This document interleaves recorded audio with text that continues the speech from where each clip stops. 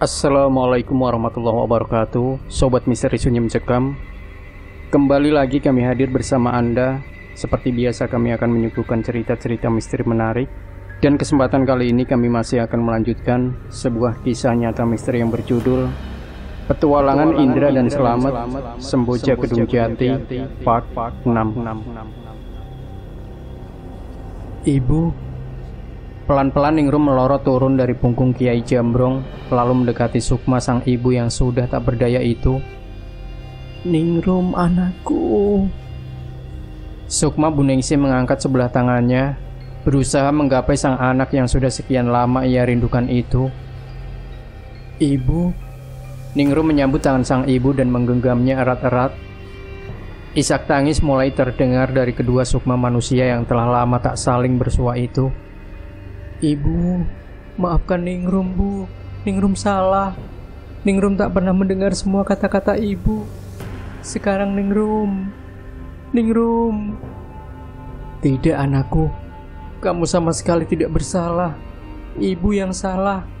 Semua ini karena Ibu. Sampai kau pun harus ikut menanggung akibatnya. Maafkan Ibu, anakku. Maafkan Ibu." "Kiai, boleh aku ikut mendekat ke sana?" bisikku pada harimau tungganganku itu. Kiai Jambrong hanya menjawab dengan dengusan kasar. Aku pun segera turun dari punggung harimau itu dan pelan-pelan mendekat ke arah Sukma, Ningrum, dan Buningsi. "Kenapa, Bu? Kenapa Ibu bisa sampai seperti ini? Apa yang Ibu lakukan sampai siluman itu mengurung Ibu di sini? Apa yang kurang dari kehidupan kita, Bu? Kita sudah cukup bahagia dengan semua usaha peninggalan kakek. Kenapa Ibu masih juga melakukan semua ini?" Rentetan pertanyaan meluncur dari bibir Ningrum, membuat isak tangis Buningsi semakin menjadi-jadi. "Ningrum, anakku, maafkan Ibu, nak. Ibu hilaf. Ibu gelap mata. Ibu... andai kamu mengerti apa yang Ibu rasakan dulu, nak. Dan Ibu berharap kamu tak akan pernah merasakannya. Karena itu Ibu selama ini tak pernah mengizinkanmu untuk menjalin hubungan dengan laki-laki itu." "Apa maksud Ibu?" Ningrum sama sekali tak mengerti, Bu. "Apa hubungannya antara apa yang telah Ibu lakukan selama ini dengan hubunganku dengan laki-laki itu? Apakah harta yang Ibu dapat dengan mengikat perjanjian dengan siluman itu akan lenyap kalau aku menjalin hubungan dengan laki-laki? Kalau memang benar seperti itu, betapa sempitnya jalan pikiran Ibu. Lebih memilih harta daripada kebahagiaanku." "Justru sebaliknya, anakku. Semua yang Ibu lakukan ini semua demi kamu, nak." Sepertinya kamu belum mengerti juga. Duduklah, biar Ibu jelaskan semuanya. Dan kau anak muda." Buningsi menatapku sejenak. Aku mendekat ke arah perempuan itu. "Terima kasih, kau telah banyak membantu dan mengantarkan Ningrum sampai kemari. Duduklah. Kau juga boleh mendengar apa yang akan kuceritakan ini, agar bisa memetik hikmahnya dan bisa kau jadikan pembelajaran dalam hidupmu." Aku pun segera duduk bersimpuh di hadapan perempuan itu. Meski sebenarnya ada rasa tak tega melihat kondisinya yang sangat mengenaskan itu. Entah sudah berapa lama perempuan itu dijadikan ganjal meja batu yang berat itu. Tubuh rentanya sudah nyaris gepeng dengan luka-luka yang terus saja mengeluarkan darah hitam kental berbau busuk. Hanya kedua tangan dan kakinya saja yang bisa bebas bergerak, yang sesekali meronta berusaha untuk membebaskan diri. "Tak usah kau pikirkan tentang kondisiku ini," ujar perempuan itu, seolah tahu apa yang sedang kupikirkan. "Dengarkan saja ceritaku baik-baik." Aku hanya mengangguk pelan, tak kuasa menjawab ucapan perempuan itu. "Dan kau, Ningrum, jika kau pikir Ibu melakukan semua ini semata-mata hanya karena harta, kau salah, anakku, salah besar. Karena seperti yang sudah kau bilang tadi, harta peninggalan kakekmu itu sudah lebih dari cukup untuk membuatku bahagia. Harta peninggalan kakekmu itu sudah lebih dari cukup untuk membuatku bahagia seharusnya. Tapi apalah arti sebuah harta kalau Ibu selalu hidup dalam kesepian, nak? Bertahun-tahun Ibu mengharapkan adanya keturunan setelah menikah dengan bapakmu. Namun harapan Ibu sepertinya memang tinggal harapan. Karena Ibu memang ditakdirkan menjadi perempuan mandul. Sangat menyedihkan anakku saat dokter memvonis ibu tak bisa memiliki keturunan. Namun ibu tak mau menyerah begitu saja. Segala daya dan upaya terus ibu lakukan sampai pada suatu ketika ibu dapat kabar kalau ada orang yang bisa membantu orang-orang seperti ibu ini. Tanpa ragu ibu pun mendatanginya. Ajaib nak, setelah beberapa kali ibu berobat ke orang itu, tak lama kemudian ibu hamil dan lahirlah kamu. Ambar menyusul 2 tahun kemudian. Tapi siapa sangka orang yang membantu ibu itu ternyata bekerja sama dengan perempuan siluman itu tanpa sepengetahuan ibu. Setahun setelah Ambar lahir, bapakmu meninggal menjadi tumbal dari keegoisan ibumu ini yang tak bisa menerima takdir. Dan tidak hanya sampai di situ saja nak. Siluman serakah itu rupanya tak puas hanya dengan mendapatkan bapakmu, tapi semua laki-laki yang menjalin hubungan dengan ibu. Makhluk bejat itu rupanya telah bersemayam dalam raga ibumu ini tanpa ibu sadari, dan diam-diam menyedot saripati kehidupan setiap laki-laki yang berhubungan dengan ibu. Lalu apa hubungannya dengan Ningrum, Bu? Kenapa ibu juga melarang Ningrum menjalin hubungan dengan laki-laki? Sela Ningrum. Itulah anakku. Siluman serakah itu sepertinya tak pernah mau berhenti. Dulu saat berobat ke orang pintar itu, memang salah satu syaratnya adalah anak sulung yang ibu dapat akan menjadi penerus ibu.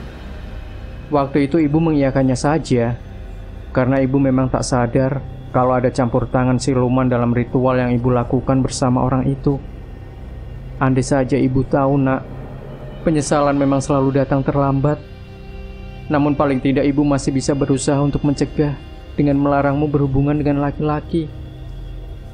Jadi maksud ibu, ya, raga ibu yang ditempati oleh siluman itu semakin lama semakin tua dan rentah, sudah tak menarik lagi untuk dijadikan alat oleh siluman itu untuk menjerat kaum laki-laki dan dijadikan korban.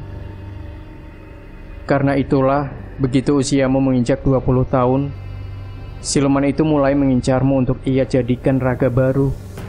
Ibu berusaha mencegahnya dengan melarangmu menjalin hubungan dengan laki-laki, agar tak ada laki-laki yang menjadi korban kebejatan siluman itu. Karena begitu kamu menikah nanti, otomatis siluman yang bersemayam dalam raga ibu itu akan berpindah ke ragamu. Apa yang ibu lakukan itu dengan melarangmu menjalin hubungan dengan laki-laki, rupanya membuat siluman itu murka. Ia mengurung sukma ibu di sini dan menguasai raga ibu sepenuhnya, agar bisa bebas mempengaruhimu tanpa ibu bisa ikut campur tangan lagi. Tragis memang, tapi takdir berkata lain.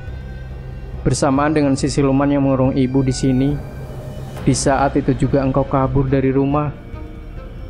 Ibu ingat, siluman itu sampai pusing 7 keliling saat menyadari kau telah minggat dari rumah. Tak mungkin juga ia menggunakan raga Ambar, karena dulu perjanjiannya adalah anak sulung yang akan menjadi penerus ibu. Tak mau menyerah, siluman yang bersemayam dalam raga ibu itu terus berusaha mencarimu, dengan raga ibu yang semakin lama semakin rusak. Karena dengan dikurungnya ibu di sini, otomatis ibu telah mati. Raga ibu sudah menjadi mayat, masih bisa beraktivitas hanya karena dirasuki oleh siluman itu. Mayat hidup yang semakin lama semakin rusak dan membusuk, sampai akhirnya... Sebentar, Bu. Aku memberanikan diri untuk menyela.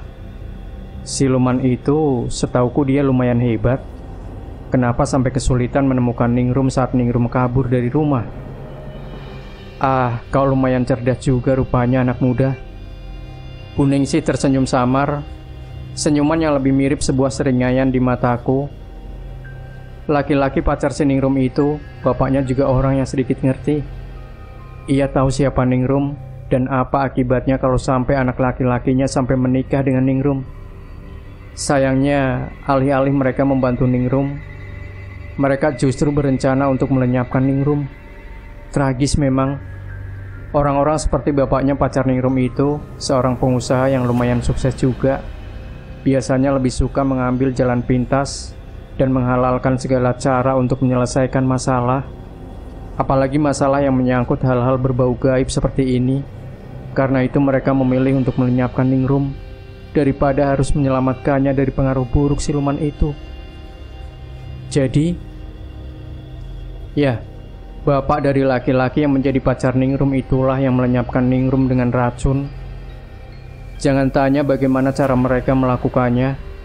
Orang-orang seperti mereka bisa melakukan apa saja dengan harta yang mereka miliki. Yang jelas, Ningrum akhirnya mati sesaat setelah makan malam bersama pacarnya itu di sebuah rumah makan. Tak punya pilihan lain karena takut dan panik. Pacar Ningrum itu mau tak mau menuruti usulan dari sang bapak untuk membuang jasad Ningrum dan menenggelamkannya di sungai tanpa ada seorang pun yang mengetahuinya. Biadab. Tanpa sadar aku menggeram marah. Manusia macam apa keluarga pacar si Ningrum itu sampai tega berbuat seperti itu? Cinta, nak. Cinta bisa membutakan mata siapa saja. Anak si pengusaha itu, pacar si Ningrum, tak mau mendengar nasihat sang ayah agar menjauhi Ningrum dan mencari perempuan lain. Bisa dibilang dia sudah cinta mati dengan Ningrum. Bahkan mengancam akan kimpoi lari jika orang tuanya tak mau merestui. Tragis bukan? Sadar apa yang akan terjadi dengan sang anak kalau sampai nekat menikah dengan Ningrum. Akhirnya mereka memilih jalan pintas untuk melenyapkan Ningrum. Jadi selama ini, ya, laki-laki pacar si Ningrum itu sama sekali tak mengetahui kalau bapaknya yang menyebabkan kematian Ningrum. Dia itu anak yang baik sebenarnya, tapi terlahir di tengah-tengah keluarga yang tak baik, sama seperti Ningrum. Aku tertegun tak menyangka kalau ternyata kisah di balik kematian Ningrum ini ternyata begitu panjang dan rumit. Seperti cerita sebuah sinetron, rumit dan berbelit-belit. Sementara Ningrum, gadis itu semakin terguguk mendengar cerita sang ibu. Tak usah menangis anakku, kini kau telah tahu semuanya.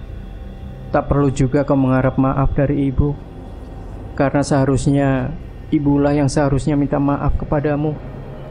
Pulanglah, nak. Tempatmu bukan di sini. Biar semua karma ini ibu yang menanggungnya. Bu, Ningrum tak akan pergi tanpa ibu. Siluman itu, siluman jahat yang telah menjebak ibu. Menatap nanar ke arah siluman perempuan yang sejak tadi hanya berdiri diam di samping Kiai Jambrong. Kau, bebaskan Sukma ibuku, atau akan kuobrak-abrik istanamu ini. Ningrum maju beberapa langkah mendekat ke arah perempuan siluman. Kau anak kemarin sore bisa apa, ha? Perempuan siluman itu terkekeh mendengar ancaman yang dilontarkan oleh Ningrum. Kau ingin melihat apa yang bisa kulakukan? Ningrum menyingsingkan lengan gaunnya. Kedua tangannya terkepal lalu menyerang si perempuan siluman. Coba saja kalau kau ingin. Kurr. Kiai Jambrong kembali menggeram dahsyat, membuat kedua perempuan yang sudah siap saling menyerang itu mundur beberapa tindak. Cukup, jangan ada keributan lagi. Kalian tidak menganggap kehadiranku di sini, ha? Dinding-dinding istana itu bergetar, memantulkan suara Kiai Jambrong yang begitu keras. Ningrum menunduk. Si perempuan siluman merungut, dan aku hanya bisa bengong menyaksikan kejadian itu. Entah apa jadinya kalau jadi Ningrum benar-benar nekat menyerang siluman itu. Kemampuan gadis itu jelas-jelas jauh berada di bawah kemampuan si perempuan siluman. Kau kedasi, benar apa yang dikatakan oleh gadis itu. Perempuan yang kau pasung itu, dia sama sekali tak tahu menau soal perjanjianmu dengan si dukun yang dulu menjebaknya. Jadi bebaskan saja dia. Tidak semudah itu, Jambrong. Perjanjian yang telah dibuat tidak serta-merta bisa dibatalkan begitu saja, kecuali oleh si pembuat perjanjian. Dalam hal ini si dukun itu. Jadi kalau gadis itu ingin memutuskan perjanjian ini, dia harus menemui dukun itu dan memintanya untuk memutuskan perjanjian itu. Dan itu mustahil karena gadis itu sudah mati. Itu berarti Sukma perempuan tua itu memang selamanya akan menjadi budakku. Kau lupa kalau aku berada di sini, Kedasi? Geram Kiai Jambrong. kau mau mengurusi hal sepele seperti ini. Sangat memalukan, Jambrong, kalau kau sampai mempertaruhkan. Bukan aku Kedasi, tapi dia. Kiai Jambrong menoleh ke arahku, membuatku melengak seketika. Aku? Tanpa sadar aku menggumam. Jangan setengah-setengah kalau mau menolong orang, desis Kiai Jambrong, lalu kembali menatap ke arah si perempuan siluman. Momonganku ini yang akan menyelesaikan semuanya. Kurasa kalau hanya sekedar mengintimidasi seorang dukun tua, dia cukup bisa diandalkan. Tak kusangka kau begitu membanggakan anak ingusan itu, Jambrong. Baiklah, ku beri kau tantangan, anak muda. Kalau kau berhasil memaksa dukun itu memutuskan perjanjian, maka akan kubebaskan perempuan tua itu. Tapi kalau gagal, bukan hanya perempuan tua itu yang akan menjadi budakku untuk selamanya, tapi juga Sukma gadis ini, dan kamu juga kemungkinan akan ikut celaka. Dukun itu akan mati jika nekat memutuskan perjanjian, jadi jangan harap kau akan mudah untuk memaksanya. Jadi urusan kita sudah selesai di sini. Kau naiklah kembali ke punggungku. Kita pulang sekarang. Dan kau Ningrum, urusanmu juga sudah selesai. Kau sudah bertemu dengan ibumu. Jadi sekarang kembalilah ke tempat di mana seharusnya kau berada, kata Kiai Jambrong. Aku pun segera naik ke punggung harimau itu. Sedang Ningrum nampaknya masih sedikit ragu. Bukannya pergi, gadis itu justru ikut naik ke punggung Kiai Jambrong. Aku tak akan pergi tanpa ibu. Jadi selama ibu belum bebas dan bisa pergi bersama-sama denganku, aku akan terus mengikuti laki-laki ini, tegas Ningrum. Dasar keras kepala, dengus Kiai Jambrong. Kedasi, aku pamit. Dan ingat, urusan di dunia manusia biar diselesaikan oleh manusia yang masih hidup. Jika sampai kau berani ikut campur, apalagi membantu dukun itu, maka aku juga akan ikut turut tangan. Camkan itu baik-baik. Selesai mengucapkan kata-kata itu, Kiai Jambrong segera melesat meninggalkan istana perempuan siluman itu. Gerakan yang begitu cepat dan dilakukan dengan tiba-tiba sampai nyaris membuatku terjengkang ke belakang. Beruntung aku segera menyambar pinggang Ningrum dan menjadikannya pegangan. Sedang Ningrum yang duduk di hadapanku juga buru-buru mencengkram leher harimau jadi-jadian itu. Sama seperti saat datang tadi, kali ini pun aku memejamkan kedua mataku dan merasakan tubuhku melayang dengan sangat cepatnya, lalu jatuh mendarat entah di mana. Buka matamu, kita sudah sampai. Kudengar Kiai Jambrong berbisik. Pelan-pelan aku pun membuka mataku. Hal pertama yang aku sadari adalah aku sedang duduk di atas kursi dengan sebelah tangan menggenggam jemari tangan Ningrum, dan sebelah tanganku menempel di dahi Bu Ningsih yang terbaring tak berdaya di atas ranjang. Gimana, Mas? Kudengar suara selamat dari arah sebelah kiriku. Aku pun segera menoleh ke arah asal suara itu. Nampak di sudut ruangan kamar selamat berdiri, sambil memeluk Ambar yang masih terlihat ketakutan, menyembunyikan wajah pucatnya di dada Slamet. Wah, dapat rezeki nomplok nih si Slamet, batinku. Gimana apanya, Met? Tanya aku masih belum mengerti arah pertanyaannya. Ya, keadaan Bu Ningsih itu loh. Udah gak kesurupan lagi kan? Slamet membujuk Ambar agar melepaskan pelukannya, lalu mendekat ke arahku. Kesurupan? Kembali aku bertanya heran. Entah apa yang dialami Slamet saat ku tinggal berkelana ke alam gaib tadi. Sampean ini gimana toh? Kan tadi Bu Ningsih kesurupan dan mengamuk, sampai kamar jadi berantakan begini. Beruntung sampean bisa menenangkannya. Sekarang gimana? Sudah gak kesurupan lagi kan? Sedikit takut, Slamet melirik ke arah Bu Ningsih yang kini terbaring diam dengan mata nyalang, menatap langit-langit kamar. Posisi yang sama dengan saat kami baru datang tadi. Oh, jadi seperti itu ya? Gumamku pelan. Dari ucapan Slamet barusan, aku bisa sedikit menduga dan meraba apa yang sebenarnya terjadi di kamar ini barusan. Bu Ningsih sudah ndak apa-apa, Met. Cuma kenapa, Mas? Ambar ikut mendekat dan bertanya, Bar, ibumu ini kondisinya sudah sangat lemah. Dan Mas, aku mohon, tolong bantulah ibuku.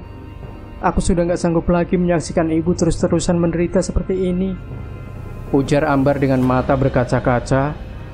Jelas terlihat kalau gadis ini sudah nyaris putus asa. Insya Allah Bar, aku akan berusaha semampuku. Tapi sebelumnya, ada yang ingin kutanyakan padamu. Apakah kamu sudah benar-benar bisa ikhlas kalau seandainya ada hal yang buruk yang menimpa ibumu? Ambar menunduk mendengar pertanyaanku itu. Aku tahu dan aku bisa memahami apa yang dirasakan oleh gadis itu. Sebuah dilema, dua pilihan yang sama-sama sulit. Ibarat pepatah, bagai makan buah si malakama. Jika menjawab iya, itu berarti ia akan mendapati kenyataan yang mungkin saja buruk. Tapi kalau menjawab tidak, itu berarti selamanya ia akan melihat sang ibu berada dalam keadaan yang sangat mengenaskan itu. Kita semua berharap yang terbaik di sini, Bar. Tapi kita hanya bisa berusaha. Soal hasilnya nanti seperti apa, dia juga yang menentukan. Jadi keputusan sekarang ada di tanganmu, ujarku pelan.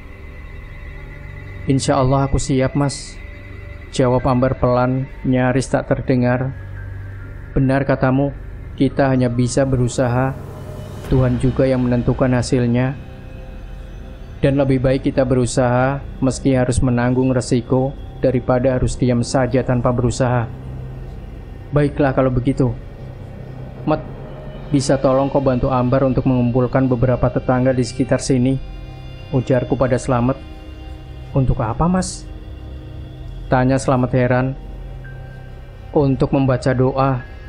Syukur-syukur kalau bisa panggil ustadz atau kiai yang bisa memimpin pembacaan Yasin untuk Bu Ningsih, jawabku. Biar kusuruh Mbok Darmi saja, Mas. Kebetulan suaminya guru ngaji di sini. Mbok, Ambar segera memanggil pembantu setianya itu. Mbok Darmi datang dengan tergopoh-gopoh. Ambar segera menceritakan apa yang kukatakan tadi kepada perempuan tua itu, yang segera kembali turun ke lantai bawah untuk menelpon suaminya. Sudah, Mas. Habis maghrib nanti suami Mbok Darmi akan datang mengajak beberapa orang warga, ujar Ambar. Alhamdulillah kalau begitu. Kamu gak apa-apa kan kalau kami tinggal sebentar? Tanyaku lagi. Loh, sampean mau kemana, Mas? Heran Ambar balik bertanya. Menemui seseorang yang menjadi sumber dari semua masalah yang dihadapi ibumu ini. Nggak lama kok, paling... Sejenak aku melihat arloji yang melingkar di pergelangan tanganku. Sudah hampir maghrib. Paling sebelum tengah malam aku sudah kembali. Ini simpan nomor ponselku. Apapun yang terjadi nanti di sini, sebisa mungkin kabarkan kepadaku. Baiklah, Mas. Ambar segera mencatat nomorku di ponselnya. Sampean hati-hati ya.